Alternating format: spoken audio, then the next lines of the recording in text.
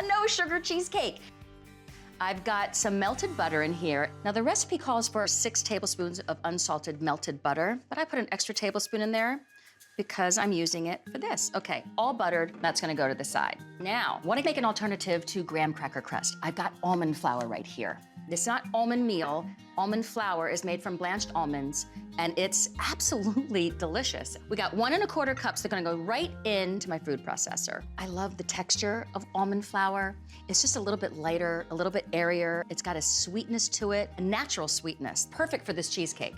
Now, I wanna get some pecans in there because pecans is another really sweet nut, and I want this to be a sweet cheesecake without sugar. I'll show you how I'm gonna do that. And I just want 1/2 cup.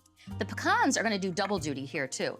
Add some sweetness and give me the color of what a graham cracker crust would look like. It's just 0 calorie sweetener. It looks just like powdered sugar. See that? It measures equally to regular sugar. It's really great. This is the rest of the butter that goes right in. And this has been cooled. Don't wanna put hot butter in there. I don't want anything to start cooking yet. And let's just mix it right up. And just get it all in. I'm gonna use my fingers to just get the dough down on the bottom, and then just bring it about 1 inch up on the sides. Because remember, the cheese filling is gonna come all the way up. You're not gonna see it. It really does look just like a graham cracker crust.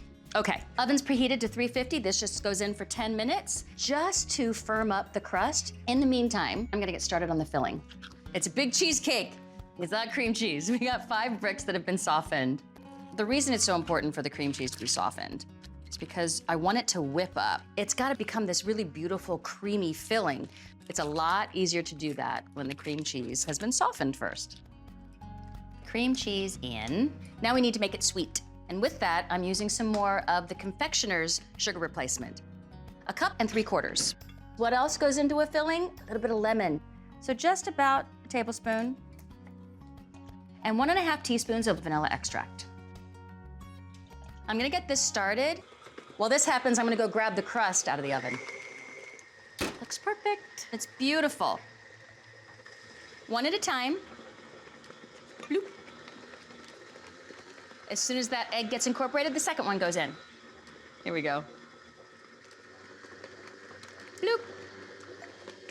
Okay, this crust should be nice and cooled off by now. You do not want to put this mixture into a warm crust. You want the oven to do the work. All of this goes right in there. It'll fit. This is gonna be a beautiful, big, deep cheesecake. This will go into the oven at 325 for about 45 to 50 minutes. Now, when it comes out, it's still gonna be a little jiggly, but as it cools, it will firm up.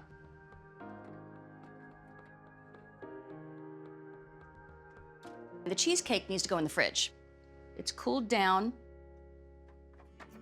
All right, let's hope the springform pan does its job. Or we can just get 2 spoons. It did its Oh, wow. job. Isn't that pretty? It's amazing. It looks amazing. Oh, wow, look how creamy that is. Grab some berries here. Cute.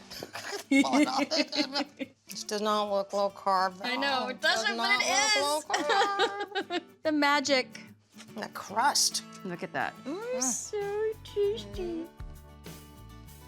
Mm-hmm. Oh my goodness. That is so good. Wow.